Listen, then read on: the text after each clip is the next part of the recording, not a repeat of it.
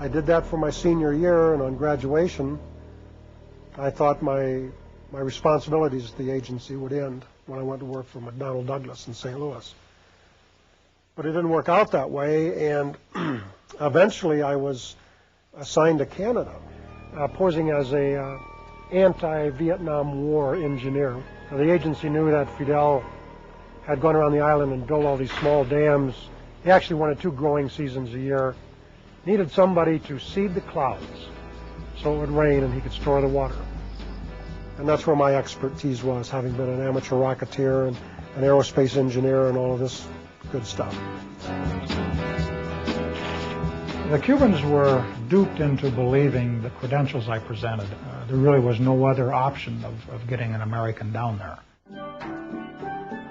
After the October crisis of 1962, Kennedy said that we would never physically invade the island if Khrushchev would remove the ballistic missiles. So therefore, the United States was frozen into a policy of trying to bring Castro down from within, which meant disrupting the average lifestyle of the Cuban citizen, doing whatever we could to sabotage the economy, to discredit the revolution.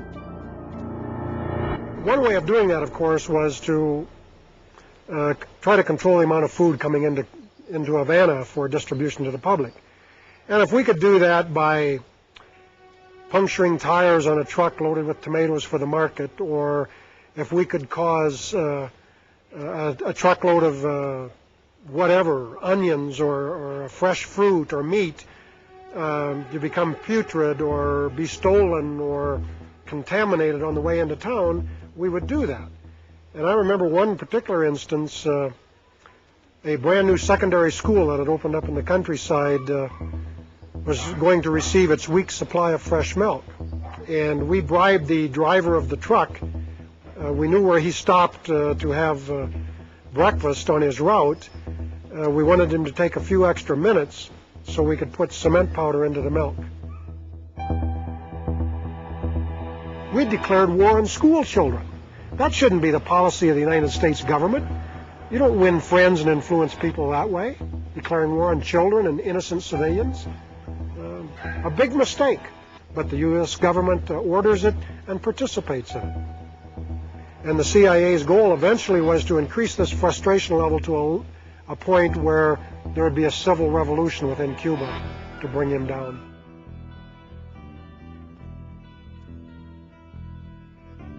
I think from almost the outset I had reservations about what I was doing in Cuba. And that's because, just in general, I didn't enjoy harming people.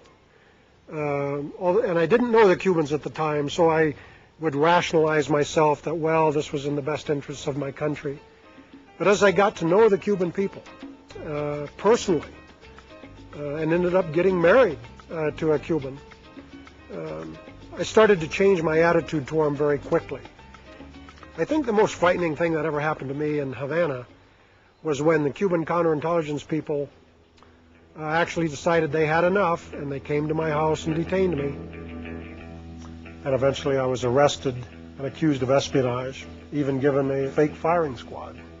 And in spite of all the training I'd had and all the instruction I'd had that you don't get shot, you may be tried, there'll be a lot of publicity, you may even be imprisoned for a while, but eventually you'll be released and exchanged.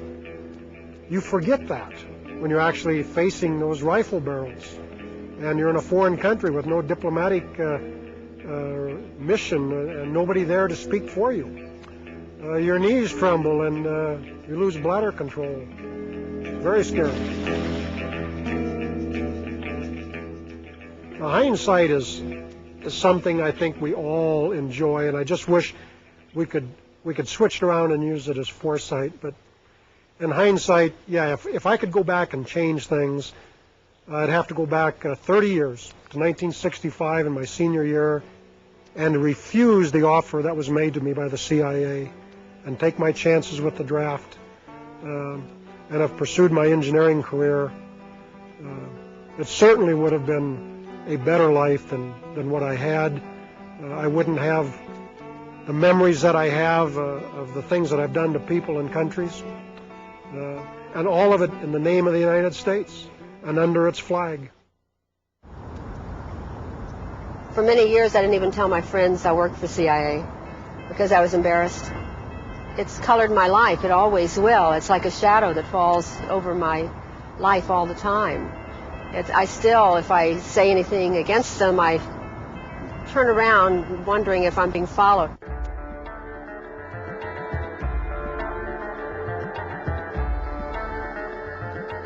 I never even thought of joining the CIA. First of all, I thought I probably couldn't get in because it was considered the Cadillac of government agencies, and they mostly hired from Ivy League colleges, and I was just out of high school, went right to work for Veterans Administration. And actually it was the typewriter repairman came in to repair my typewriter one day, and he said, you know, you shouldn't be working here, you should be working at a nicer place.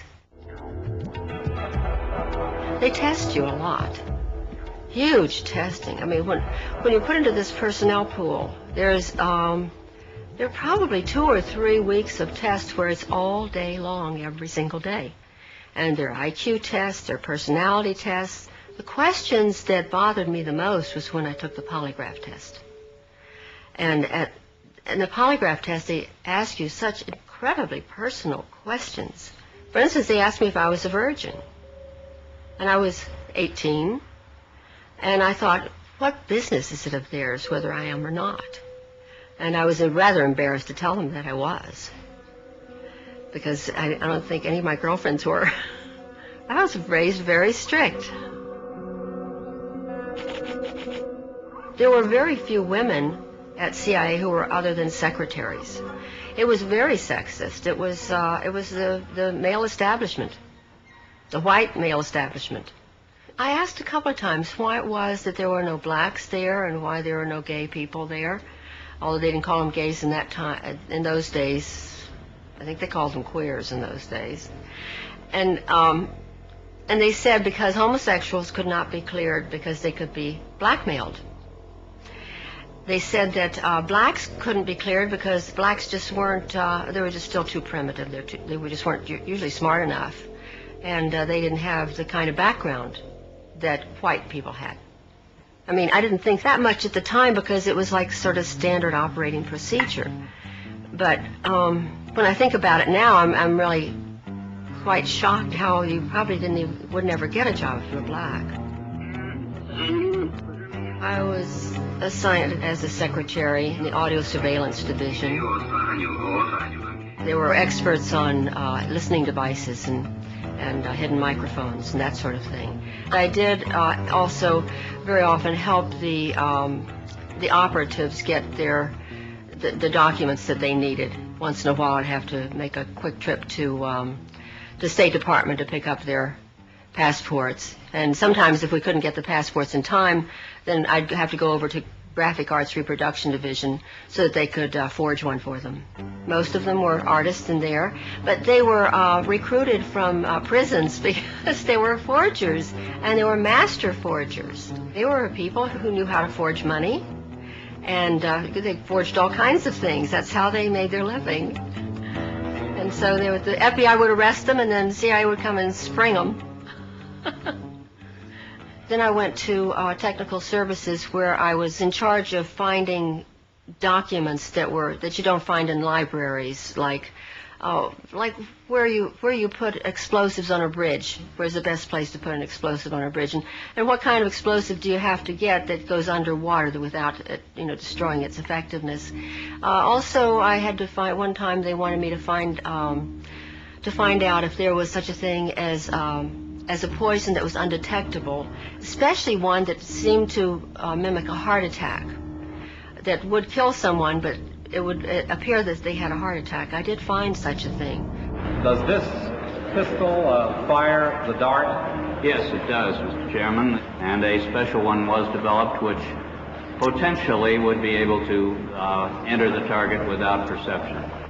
The poison was frozen into some sort of dart, and then it was shot at very high speed into the person, so when it reached the person it would melt inside them, and the only thing would be like one little tiny red dot on their body, which was hard to detect. There wouldn't be a needle left or anything like that in the person. But also the toxin itself would not appear in the autopsy? Yes, so that there was no way of perceiving that the target was him. I think the first time that I seriously questioned anything that was more than I just couldn't take it anymore was when I came across this document. It was eyes only, and it was to my boss, but he only had one hand and a hook in the other hand, so I always opened all of his mail and his packages and so forth. And this one, he wasn't in the office. I opened it and I read it. It said eyes only. I wanted to read it because I wasn't supposed to, probably. And it was a report about a mission where they had blown up a bridge in Asia somewhere, and they had killed a number of women and children who were on their way to market that morning. It was reported as though they were really proud, mission accomplished. That one bothered me a lot. When my boss came in, I gave him his mail and I mentioned this, and I said, "This is wrong. These women hadn't done anything. These children didn't deserve to die. Why did we do that?" And he said, that's the fortunes of war. And I said, "But we're not at war. We're certainly not at war in that country. Why did we do that? I don't understand it." And he said, "Well, you're very young. When you get older, you'll understand those things." I think probably all of us became addicted to the danger, to the intrigue. It was living a fantasy.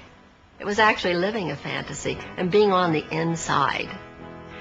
And it was very hard to leave, even though I felt that they did wrong, and I would never, ever work for an agency like that now, because I realized that it wasn't because I was a child or I was so young. It was because it was wrong. But at the time, it was really exciting. After that, there was no other job I could have ever again in my life that would be that exciting. I knew that. During this period in Ecuador, I got involved in all these different types of operations. I was running around here, running around there, working with the police intelligence and military intelligence, falsifying documents as provocations to get people landed in jail. Running a surveillance team, which was a team that would follow people around in the streets. They had radio communications with vans. It was very exciting at first. And you had, at 25, 26, 27 years old, you had this sense of power, which is intoxicating, really, for such a young person.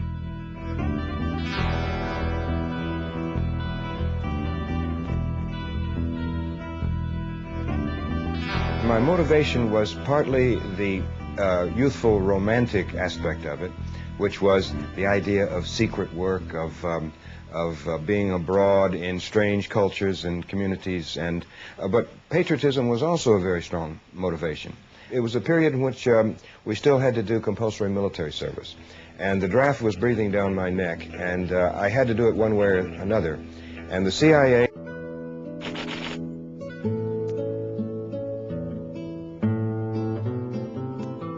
I was sent down to Quito, Ecuador, where I worked for a period of 3 years.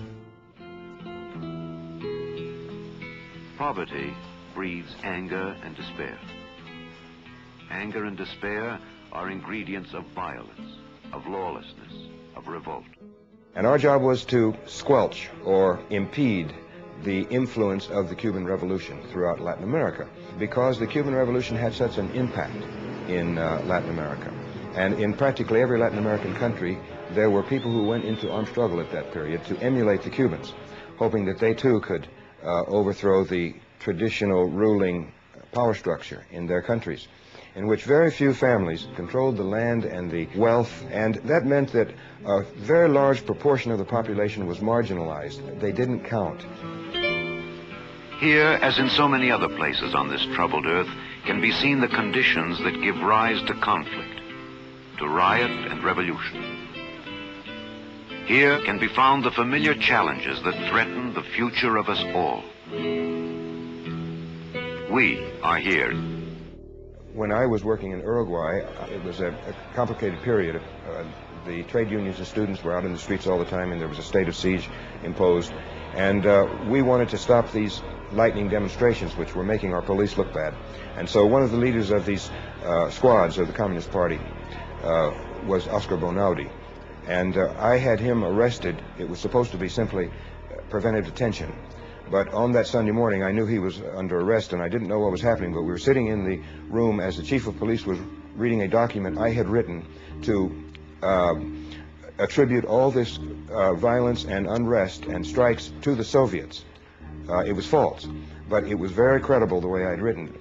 And then these sounds began to come through the walls, and it was a low moaning sound, and I wondered to myself as it got louder and louder, and the chief was embarrassed, whether it was the guy whose name I had given. And he told me the story that yes, it was Bonaldi, and that one of the most sadistic of the high-level police officers had ordered his interrogation and torture that Sunday morning. But it was a horrible sound. I'll never forget it. It's just awful to hear that moaning and groaning and screaming coming through the walls. I began to question the work. The initial thrill of being on the inside, of having this secret power, of knowing things that individuals and governments try to hide, had faded.